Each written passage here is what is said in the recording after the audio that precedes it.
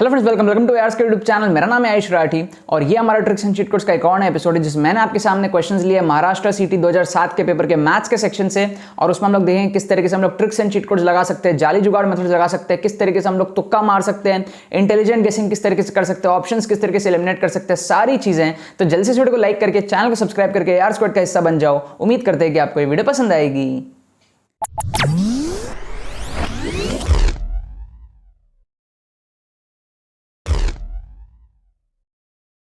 Students, क्या आपका MST सीटी में स्कोर 80, 90, 70, 100 इस रेंज में अटकता है? क्या आपका सपना है कि आप महाराष्ट्र के टॉप कॉलेजेस में पढ़ पाओ? अगर आप चाहते हो अपना स्कोर को इंप्रूव करके 130, 140, 150 प्लस लेकर के जाओ, अगर आप इंजीनियरिंग का एग्जाम दे रहे हो या फिर अगर आप बी फार्मा का एग्जाम दे रहे हो तो और भी ज्यादा 160, 170 प्लस लेकर के जाओ। और अगर आपको समझ में नहीं आ रहा है कि आप कम टाइम में चीज किस तरीके से कर सकते हो तो आपको टेंशन लेने की कोई जरूरत नहीं है। आपकी प्रॉब्लम का सोल्यूशन सामने ही है। हमारा जो एक्सक्लूसिव मेंटरशिप कोर्स है जिसके अंदर में आपको 5 नहीं 8 प्री रिकॉर्डेड वीडियोस मिलती है सिर्फ 299 के प्राइस में, जिसमें आपको सारे स्ट्रेटजीज, बैकलॉग्स कवर करने के secret techniques, MST CET specialized strategies, specialized calculations और ट्रिक्स किस तरीके से हमारे पास में एमएसटी सीईटी में लगता है लेटेस्ट पेपर में आप लोगों को लगा करके दिखाया जाएगा। ट्रिक्स वगैरह सारी चीज एमएसटी सीईटी में।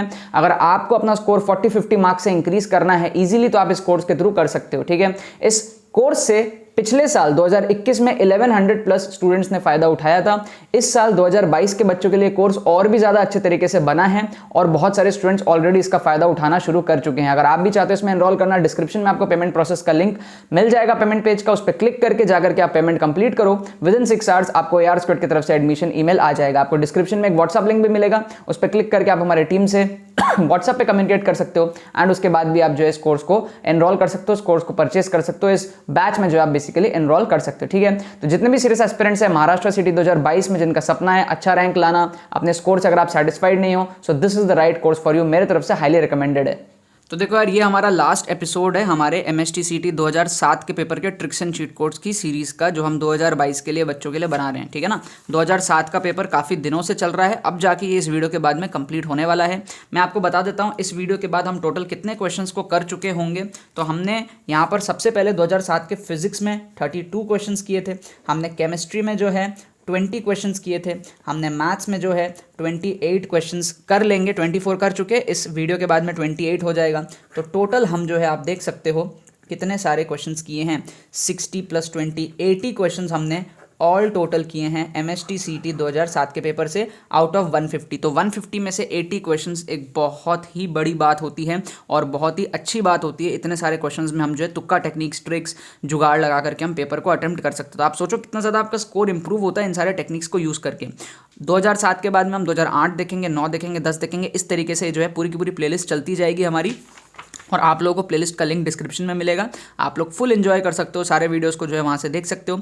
लास्ट 7-8 साल 10 साल का अगर आप देख करके जाओगे तो जब आप 2022 में या फिर आगे फ्यूचर में कभी भी आप ये वीडियो देख रहे हो, जब आप पेपर को दोगे तो you will feel like the king of the world. आप बहुत सारे क्वेश्चन जो है ऐसे ही हवा में जो है उड़ा के आ जाओगे, तुक्के बढ़िया से लगा दोगे। एमएसटी सीटी में नेगेटिव मार्किंग हमारे पास में नहीं होती है, which is a very big advantage for us and हम उसका बहुत ज़्यादा फ़ायदा उठाते हैं।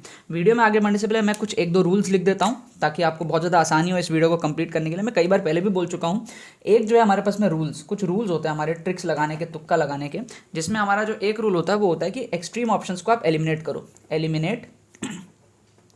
Eliminate the extreme options. क्या आपको बात समझ में आई? Eliminate the extreme options. दूसरा हमारे पास में क्या है, आप हमेशा इस चीज़ को समझो कि जो टीचर है, जो क्वेश्चन बनाता है, teacher will try to confuse you in similar options. Teacher जो होता है, जो क्वेश्चन बनाता है, वो आपको सिमिलर ऑप्शंस में कंफ्यूज करने का ट्राई करता है और जिन ऑप्शंस में वो कंफ्यूज करने का ट्राई करता है वहीं जो है हमारा आंसर छुपा होता है। मतलब कि मान लो टीचर को पता है कि आप आंसर तक इजीली पहुंच जाओगे, तो वो क्या करता है, सिमिलर ऑप्शंस 2-3 बना देता है ताकि आप उन 2-3 में कंफ्यूज हो जाओ। ठीक है, आपको एग्जैक्ट समझना है कि यार ये वाला है या फिर ये वाला है। क्या आपको लॉजिक समझ में आया? जो ऑप्शंस बनाए जाते हैं ना, ऑप्शंस बनाने की हम साइकोलॉजी को यहाँ पर जो है क्रैक कर चुके हैं एंड ऑप्शंस जिस तरीके से बनती है, टीचर के माइंड में क्या चीज़ें चलती है, यही मैं आप लोगों को जो है सिखा रहा हूँ यहाँ पर, स्पेशली इस वीडियो में। ठीक है, सो यहाँ पर आप देखो 4 क्वेश्चन है, यहाँ से स्टार्ट कर लेते हैं।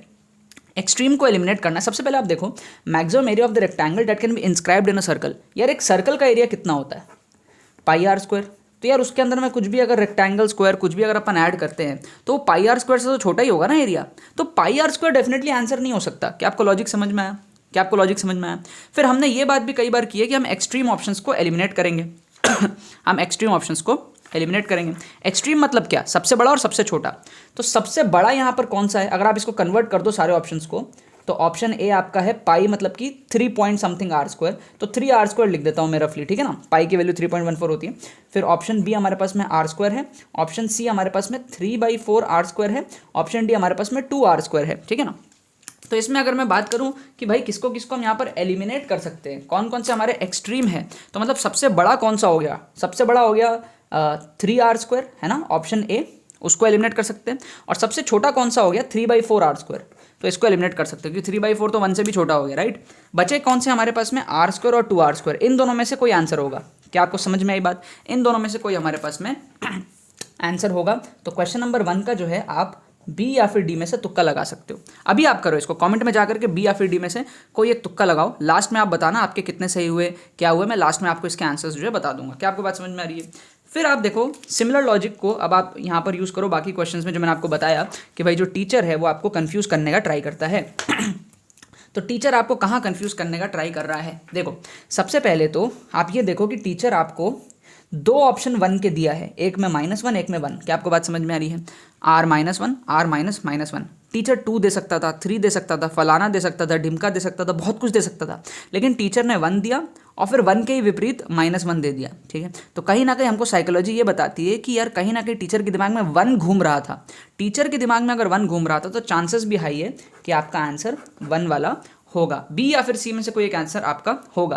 अब ये जो तरीका है ना एलिमिनेट करने का, ये आपको हमेशा सक्सेस नहीं देगा। मैं बार बार रिपीट कर रहा हूँ, हमेशा सक्सेस नहीं देगा, लेकिन 10 में से 8 बार आपको सक्सेस देगा, 10 में से 7 बार आपको सक्सेस देगा, और हमें वही चाहिए, राइट। नेगेटिव मार्किंग वैसे भी नहीं है एमएसटी सीटी में। तो क्वेश्चन नंबर 2 में हम क्या करेंगे? बी और सी में से तुक्का लगाएंगे। 2 ऑप्शन आपका 1 -1 इस टाइप का सिमिलर है, तो साइकोलॉजिकली बी सी में से आंसर कहीं ना कहीं शायद छुपा हुआ होता है, ठीक है। थर्ड और फोर्थ को हम लोग देख लेते हैं यहाँ पर फटाफट से। तो थर्ड और फोर्थ में हम वही फंडा अप्लाई करेंगे। सबसे पहले तो आप थर्ड ऑप्शन को देखो, तो आप ध्यान से देखना कि आपका ऑप्शंस कैसे स्टार्ट हो रहे हैं। P लेस दैन पहला ऑप्शन, P ग्रेटर वाला साइन, है ना। मतलब हम यहाँ पर ना ऐसे इसको ऐसे डील कर रहे हैं जैसे हमें पता ही नहीं सब क्या होता है। मतलब मान लो कोई ऐसा बच्चा है जिसको नहीं पता यार ये सब सॉल्व करना, mathematical induction, mathematical reasoning, negation and और कुछ भी नहीं पता, टोटोलॉजी क्या होता है, पढ़ के ही नहीं गया है बच्चा, बिल्कुल भी नहीं पता, बोलते क्या है इसको, ये सब सिम्बल्स क्या क्या कुछ भी नहीं पता, तब कैसे तुक्का लगाना है, उस सेंस में मैं यहाँ पर बात कर रहा हूँ। तो एक ऑप्शन आपको दिख रहा है ऐसा लेस देन वाला, एक दिख रहा है ऐसा ग्रेटर देन वाला, और फिर तीसरा ऑप्शन आपको दिख रहा है वापस से ग्रेटर देन वाला। मतलब ऑप्शंस की स्टार्टिंग देखो, P लेस देन वाला साइन, P ग्रेटर देन वाला साइन और P ग्रेटर देन वाला साइन, ठीक है। आप इंटरसेक्शन कह लो और बोल लो, जो भी आपको जो भी याद है, मैं बस तुक्का लगाना आपको यहाँ पर सिखा रहा हूँ। तो आपको यहाँ पर देख 2 ऑप्शन दिख रहा है इस तरीके से, इंटरसेक्शन वाला, ठीक है, या फिर ऐसा ग्रेटर वाला, ठीक है। तो इसका मतलब टीचर आपको 2 इस वाले सिंबल में कंफ्यूज करने का ट्राई कर रहा है, तो आंसर भी कहीं इन दोनों में छुपा हो सकता है, ठीक है। तो हम क्या करेंगे? ऑप्शन ए को एलिमिनेट करेंगे। नन ऑफ दीज को तो हम वैसे भी एलिमिनेट कर देते हैं। कई बार मैंने बताया है, यहाँ पर इनफैक्ट मैं एक रूल भी लिख देता हूँ आपके लिए, ठीक है। यहाँ पर एक रूल भी लिख देता हूँ कि आप नन ऑफ दीज से दूर रहो। रूल 3, नन ऑफ दीज से दूर रहो और ऑल ऑफ दीज से प्यार करो, ठीक है। ऑल ऑफ दीज से प्यार करो, ठीक है। तो यहाँ पर आप देखो, आपको 2 ऑप्शंस ऐसे दिख रहे हैं, तो हम इन दोनों में से एक को चूज करेंगे, ऊपर वाले को एलिमिनेट करेंगे। फिर अगर हम थोड़ा सा और ऑब्जर्व करें तो आप आगे अगर जाओगे तो आप ब्रैकेट देखोगे कैसे एंड हो रहा है। यहाँ पर ब्रैकेट एंड हो रहा है इस तरीके से, यहाँ पर एंड हो रहा है इस तरीके से, लेकिन यहाँ पर इस तरीके से खुल रहा है। तो टीचर आपको 2 इस तरीके के क्लोजिंग ब्रैकेट्स में कंफ्यूज करने का ट्राई कर रहा है, ठीक है। इसका मतलब आंसर हमारा ए बी में से हो सकता है, तो हम सी को भी एलिमिनेट कर देंगे। तो बचा क्या? हमारा बी बचा। क्या आपको साइकोलॉजी समझ में आ रही है? टीचर आपको कहाँ कहाँ कंफ्यूज कर रहा है, बस इसको देखो। 10 में से 7 बार आपका आंसर करेक्ट हो जाएगा। इसके पीछे कोई ऐसा मैं आपको वो नहीं बता सकता कि हाँ इसके पीछे हमने, सिर्फ सिंपल साइकोलॉजी है, ठीक है। साइकोलॉजी क्या है? टीचर जब ऑप्शंस बना रहा था तो उसके पास करेक्ट आंसर था, हमारे पास करेक्ट आंसर नहीं है, लेकिन उसके करेक्ट आंसर के अकॉर्डिंग ही उसने ऑप्शंस बनाया ताकि आपको कन्फ्यूज कर पाए। तो कन्फ्यूज कैसे कर रहा है? 2 इस वाले सिंबल में कन्फ्यूज कर रहा है और 2 इस वाले ब्रैकेट में कन्फ्यूज कर रहा है। ठीक है, 2 ब्रैकेट ऐसा दे दिया, एक ऐसा दे दिया, 2 सिंबल ऐसा दे दिया तो एक आपको ऐसा दे दिया। तो ये ऐसा वाला को काटो और ऐसा वाला ब्रैकेट को भी काटो, है ना, समझ रहे हो आप बात को। तो बचेगा क्या, इस वाले को काट दिया हमने और इस वाले में हमने इसको भी काट दिया क्योंकि ये ब्रैकेट इस तरीके का है। तो एक ही बचा ऑप्शन बी। अगर आप इस तरीके से करोगे ना तो ये आपका सही हो जाएगा, सच में ये आपका सच में सही हो जाएगा। इसका आंसर हमारे पास में बी ही है, ठीक है। आओ फोर्थ वाला क्वेश्चन और देख लेते हैं। फोर्थ वाला क्वेश्चन में ना कभी भी आपको देखो ऐसा बड़ा आंसर रहेगा ना, फोर्थ रूल भी मैं एक्चुअली लिख देता हूँ यहाँ पर, फोर्थ रूल मैं यहाँ पर लिख देता हूँ, बिग आंसर्स हो ना, बिग आंसर्स, उससे प्यार कर लो आप, ठीक है। तो जो भी आपके बड़े ऑप्शंस रहते हैं, जैसे कि हमारे यहाँ पर आप देखो ऑप्शन ए ऑप्शन बी बड़े बड़े हैं, ऑप्शन सी ऑप्शन डी बस छोटे छोटे हैं। तो पता है क्या होता है, जब टीचर क्वेश्चन बनाता है ना तो उसको ऑप्शंस भी लिखने पड़ते हैं, टाइप करने रहते हैं, जो भी चीज़ें करनी रहती है, तो थोड़ा आलस कर जाता है, ठीक है। तो जस्ट उसको 4 ऑप्शन भरने हैं ना, इसीलिए वो ऐसे नन ऑफ दीज डाल देता है ताकि एक ऑप्शन नन ऑफ दीज हो गया। क्या आपको बात समझ में आ रही है भाई, टीचर को 4 ऑप्शन भरने हैं, ठीक है। 4 ऑप्शन उसको जब भरने रहते हैं तो कई बार ऐसे छोटे ऑप्शन रहते हैं तो कर लेता है, लेकिन जब इस तरीके के बड़े ऑप्शन रहते हैं ना तो टीचर 3 बार में थक जाता है, बोलता है यार अब चौथा क्या बनाए, नन ऑफ दीज डाल दे, समझ रहे हो। यहाँ अब वो देखो 2 ऑप्शन बनाया है ऐसे बड़े बड़े, अब वो फिर और 3 और 4 वो छोटे छोटे डाल दिया। तो कई बार क्या होता है, अब इसके पीछे भी कोई आपको मैं ऐसा लॉजिक नहीं दे पाऊंगा, सिर्फ साइकोलॉजी है। साइकोलॉजी क्या है कि हमारा जो बड़ा ऑप्शंस होता है ना वो आंसर होने के चांसेस बनते हैं। क्योंकि देखो यार, जो टीचर था, अगर ऐसे छोटे आंसर्स होते ना तो टीचर बहुत कुछ कर सकता था, पता है, बहुत कुछ कर सकता था, छोटे छोटे 4 ऑप्शंस बना सकता था, लेकिन उसको कहीं ना कहीं पता था कि आंसर बड़ा वाला है, तो इसीलिए वो ए और बी को ज़रूर से रखा, वो हटा नहीं पाया इसको, क्योंकि कैसे हटाएगा जब इन्हीं में से आंसर है। लेकिन जो आंसर नहीं है उसको वो ज़रूर छोटा रख सकता है। क्या आपको साइकोलॉजी समझ में आ रही है। अगर आंसर छोटे होते हैं तो 4 ऑप्शन छोटे बन जाते हैं इजीली, लेकिन जब आंसर बड़े होते हैं ना तो वो जो ऑप्शन है, जो बड़ा आंसर है, उसको वो नहीं हटा सकता, उसको रखना ही पड़ेगा। लेकिन उसके अलावा जो बाकी ऑप्शंस हैं उसको वो भले ही छोटा रख सकता है 4 ऑप्शन कंप्लीट करने के लिए। इस साइकोलॉजी के बेसिस पर हम सी और डी को एलिमिनेट करेंगे। देखो यार, नेगेटिव मार्किंग वैसे भी नहीं है और ये सारे मेथड्स आपके काम करते हैं। मैंने टोटल 80 क्वेश्चंस आपके लिए ले लिया। बहुत सारे में तो हम एग्जैक्ट आंसर लेकर के आए, बहुत सारे में हम जुगाड़ लगा करके ऑप्शंस एलिमिनेट करके अटेम्प्ट करें, ठीक है। आपको अगर एक वीडियो से नहीं भरोसा हो रहा, आप पूरी सीरीज जा करके देखो। 80 क्वेश्चन सिर्फ मैंने MSTCT 2007 के पेपर से लिया है। 8 आएगा, 9 आएगा, पूरी सीरीज आप देखो। और बहुत बहुत सारे एपिसोड्स मैं ऑलरेडी बना चुका हूँ, ठीक है। तो आप लोगों को प्लेलिस्ट का लिंक मिल जाएगा डिस्क्रिप्शन में, जाके बाकी देख लेना। अब आप लोग यहाँ पर क्या करोगे, ए या फिर बी में से एक तुक्का लगाओगे। तो क्वेश्चन नंबर 4 का आप ए या फिर बी में से एक तुक्का लगाओगे। अब मैं आपको फटाफट से इनके करेक्ट आंसर्स बता देता हूँ, तो हमारा MSTCT 2007 का जो पूरा का पूरा पेपर है कंप्लीट हो जाएगा। हमारा जो करेक्ट आंसर्स दिया हुआ है ना, इसका आंसर दिया हुआ है डी, ठीक है। इसका आंसर दिया हुआ है डी, 2 आवर्स का। हमने 2 एलिमिनेट कर लिया था, 2 में तुक्के लगाएंगे। इसका आंसर जहाँ तक है बी दिया हुआ था, ठीक है। मुझे धुंधला धुंधला याद आ रहा है यहाँ पे, इसका आंसर जो है बी दिया हुआ था, ठीक है। 99% बी ही था इसका आंसर। बाकी आप लोग ना आंसर्स वगैरह चेक कर लिया करो अपने एंड पे सॉल्व करके। मैं इसको सॉल्व नहीं करता हूँ, मैं सिर्फ आंसर की देख करके आपको आंसर बता देता हूँ। तो कभी अगर आंसर की गलत होगा तो हो सकता है मैं भी आपको गलत बता दूँ, ठीक है। डी हो गया, बी हो गया, फिर हमारे पास में इसका तो एग्जैक्टली बी ही था।